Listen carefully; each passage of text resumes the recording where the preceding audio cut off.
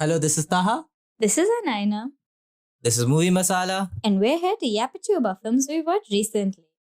And today we're doing Rookie, directed by Samantha Lee. Naglalaro ka ba ng volleyball? Basketball lang po. Wala kasing basketball team dito eh. Nakaka-tomboy daw. Ayaw mong subukan? So this is not the Nathan Fillion propaganda No. show. It's a different Rookie. It's not the Rookie, it's just Rookie. So this film is a 2023 film directed by, like I said, Samantha Lee. And it is Filipino film set in, written and made majorly in and by Filipinos and in the Philippines. At its core, it is a lesbian volleyball film, romantic rom-com film. And Nice. that just about sums it up. And you might be thinking, volleyball. Yes, quite lesbian. There's a very fun reason why they play volleyball. And it's because, right, so let me go through this. Ace, main character, played by Pat Tingjoy. I thought the joins main this character new- was Ace. No, the main character's name is Ace, played by Pat Tingjoy, and her actual name is longer, but she goes by Ace. She transfers to an all-girls Catholic high school. And like as soon as she enters, she interacts with the PE coach for the school.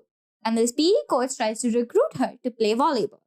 However, Ace is more of a basketball player and is completely into basketball or whatever. And she's like, I don't really want to play volleyball. I'm better at basketball. I don't know how to play volleyball, blah, blah, blah. Why isn't there a volleyball team? And very conveniently, the coach goes, oh, there's no basketball because the nuns think it'll make the girls gay. Taha's having a moment, and I'm just gonna let them have their moment. I have not said this to them before. This is a live reaction you are listening to. But that was honestly the reaction of the entire film theater, where it was filled, first of all, with lesbians who just, or like women loving women, who just cracked up and burst out laughing. Because that is objectively one of the funniest things I've ever heard. Yes. Is that the nuns think basketball will make the girls gay, but not volleyball. No, because they have to stand separately. No, you're not thinking about this critically, Anaina. Like the nuns. Right? Anyway, so basically it's about Ace as she learns to, be a part of this volleyball team of girls at this school. And it employs every single rom-com trope you can imagine. There is the enemies to lovers. There is the sports trope. There is the one bed trope. There is the sharing trauma trope. It has all of it. And I love it because it just makes it such a wholesome film to watch, especially for a rom-com like fiend like me. I was like, this is my shit. This is hitting all of the notes. All of them. Exactly. Love at first sight. And this love at first sight person for Ace is the captain of the volleyball team, Jana, played by Aya Fernandez. So at first they're kind of like rivals. Jana looks at Ace as this like newcomer who's stolen her spotlight or blah, blah, blah. But then they go to like volleyball camp together and get to know each other and have to share the same bed. And they like drink together and share secrets and blah, blah, blah. And then fall in love. And they try to go to prom together, but the nuns reject Ace from going to the prom because she's dressed in a suit and only male dates are allowed inside actually. So they both play basketball together and dance on the basketball court and stuff. And then, The basketball did make them gay. yeah, they have their first kiss on the basketball court. The nuns were right, like always. The nuns were right. Actually, they were right like a layer later because it was the volleyballs that made them put each other in their gayness vicinity, I guess. Yeah.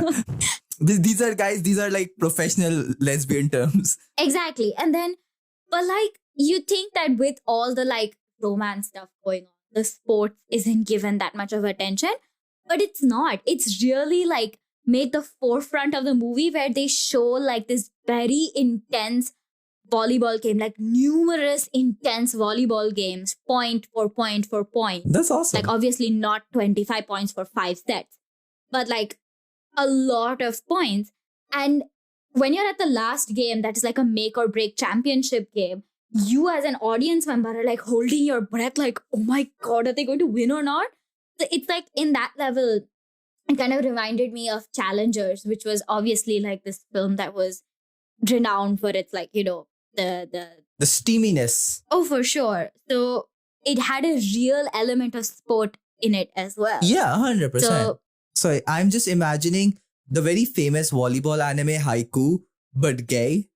I have not seen that anime, but I'm pretty sure. I'm pretty sure it's quite similar.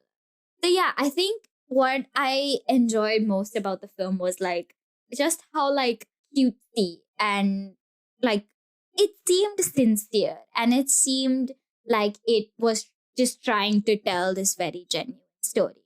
And it helps that the actor who plays Ace, acting Jay, was actually a volleyball coach. Oh. Yeah, and so it feels like really sincere in a lot of places, and like small minor details as well, such as it's set in the Philippines and not just in like urban Philippines like Manila, but in like rural Philippines. So it's a lot about like using sport as a way of empowering girls and also of rejecting homophobia, but not by showing it as absent, which is kind of like Schitt's Creek.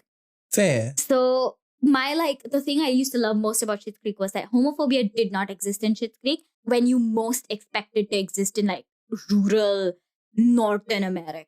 Yeah. Right? And so there is no homophobia in this film other than obviously the nuns think basketball will make girls gay. Which they were And right the- about. The father, like the principal of the school, seeing Ace and Jana holding hands and kind of going, I'm sure you guys will have sins that you need forgiveness.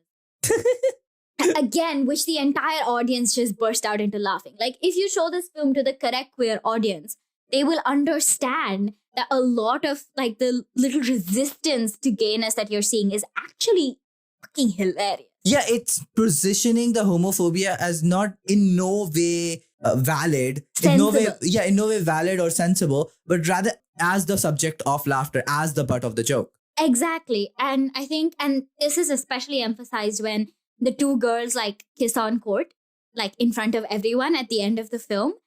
Spoiler alert, I guess, but we kind of knew that was going to happen. And the entire rest of their volleyball team just bursts out into cheers and like Aww. hooting and clapping, which I was just like, all right, I'll cry a little bit. So, did you see what I mean by how like sweet and sincere it is? Yeah. And I think I think there is a definite thing where being generic is not because you employ tropes of a genre or like you redo similar story beats. Because if you do them competently and you do execute them well, they are stereotypes and like staples of a genre for a reason because they work. So if you do it competently, it is still good. It is still nice, and it elicits that positive emotion. exactly. And I won't say that like it's done to the best possible ability because the film is a little oddly paced Mm-hmm. in the sense that there are sections or certain characters that, say for example, like Jana's father, who is like really hard on her about being the best at volleyball because her dead mom was like the best at volleyball. So he's kind of trying to live her and his dreams through her, is the first scene you see him in. And the second scene you see him in is him apologizing to Jana about pushing her too hard and not seeing her as a wrong person. You're like, Character growth where okay, exactly. I don't see how that happened. I'm accepting it. I'm not going to deny it.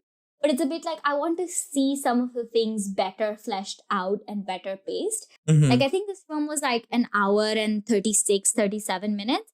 I definitely feel it could have been pushed to like 2 hours, 5 or 10 minutes. Again, I think it's a genre thing of like, I think a film of this particular genre being at 2 hours would have been too much. But if Bollywood has taught us anything, is that romances can be 3.5 fucking hours long and people will still go to cinemas to watch it like 60 years later.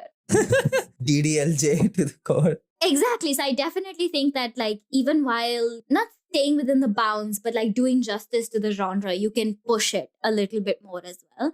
things like form and like Yeah, 100%. But yeah, otherwise I thought it was great. It's playing in London as part of the Queer East Film Festival, Oh, which means amazing. that even though this film was originally released in 2023, it's getting like a proper British release as part of this festival. It will still be available to watch, I think, in a bunch of showings. I would recommend if you want like a fun night out, just go and watch it. If you want to laugh, kick your feet up, and watch a very heartwarming, sincere film about volleyball lesbians, I would tell you to go watch this Lesbians film. will watch any movie about lesbians. We know this. For sure. But yeah, that was all I had to say. Amazing. So those are our thoughts. Thank you for tuning in. This podcast was produced solely by us with musical assets from Pixabay. See you again next time. Bye bye.